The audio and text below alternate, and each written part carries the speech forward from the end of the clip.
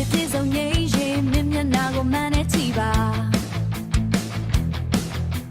ရုပ်ကလေးကလည်းဆိုတော့ဘယ်သူမှပြန်မကြိုက်တာပဲဆိုတာလဲဝေးပါအခုထိတယောက်မှမရှိပါနာမေပြေဆုံးငြိမ်း